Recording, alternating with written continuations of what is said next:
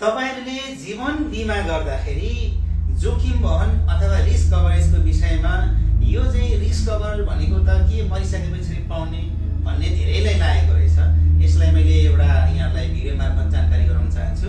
खास गरी जीवन बीमा गर्दाखेरि जोखिम वहनको लागि र बचतको लागि गरिने कुरा हो र जोखिम वहन भन्ने बित्तिकै मर्नै पर्छ भन्ने चाहिँ कदापि पनि होइन।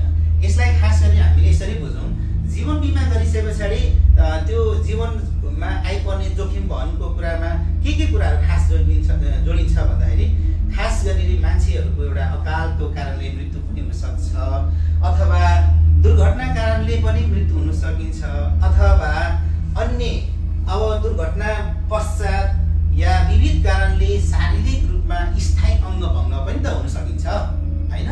र स्थायी भङ्ग भइसके पछाडि आय आर्जन गर्न नसकिने अवस्था पनि हुन सक्छ। यी कुराहरू पनि जोखिमभित्र पर्छन् र जो कसैलाई जुनसुकै बेला पनि रोग लाग्न सक्छ, त्यो रोग लागिसके पछाडि दीर्घकालीन रूपमा हामीलाई हरेक रूपमा चाहिँ उपचार गर्नको लागि हामीलाई आर्थिक रूपमा जहिले पनि समस्या भइरहेको हुन्छ। यो कुरा चाहिँ हामीले बुझ्नु जरुरी छ। त्यसैले जीवन बीमा गरिसकेपछि जोखिम वहन भन्ने बित्तिकै मरिसके पछाडि पाउने नै हो भन्ने चाहिँ यहाँले नबुझिदिनु होला। यो कुरा चाहिँ गलत बुझाइ हो भन्न चाहन्छु। धन्यवाद।